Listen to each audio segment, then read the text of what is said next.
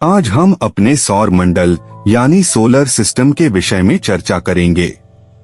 सौर मंडल में सूर्य और वह खगोलीय वस्तुएं सम्मिलित हैं, जो इस मंडल में एक दूसरे से गुरुत्वाकर्षण बल द्वारा बंधे हैं। किसी तारे के इर्द गिर्द परिक्रमा करते हुए उन खगोलीय वस्तुओं के समूह को ग्रहीय मंडल कहा जाता है। हमारे सूरज और ग्रहीय मंडल को मिलाकर हमारा सौर मंडल यानी सोलर सिस्टम बनता है। इस मंडल में 8 ग्रह और उनके 172 ज्ञात उपग्रह तथा 5 बौना ग्रह और अरबों छोटे पिंड शामिल हैं। आइए अब हम सौर मंडल को आसान शब्दों में समझते हैं। जिस जगह हमारी पहचान होती है, जहां हमारा परिवार रहता है, उसे हम घर कहते हैं। इस दुनिया में हर किसी का कहीं ना कहीं घर जरूर होता है। इसी प्रकार हमारी धरती का भी एक घर है, एक परिवार है।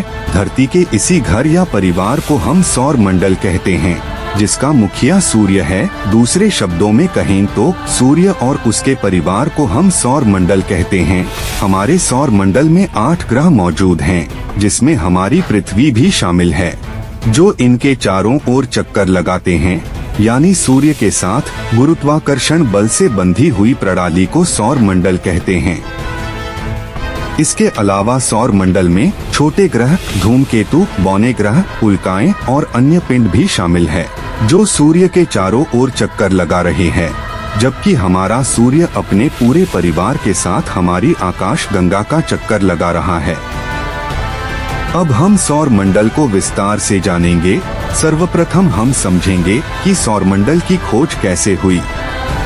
सौर मंडल को समझने में हम इंसानों को हजारों वर्ष लग गए। पुराने समय में हमारे पूर्वज पृथ्वी को पूरे ब्रह्मांड का केंद्र मानते थे। उनके अनुसार सूर्य और अन्य तारे पृथ्वी के चारों ओर चक्कर लगाते हैं। लेकिन समय के साथ यह परिकल्पना भी बदल गई। ग्रीक दार्शनिक एरिस्टार्कस ऑफ सैमोस ने सबसे पहले एक सिद्धांत प्रस्तुत किया।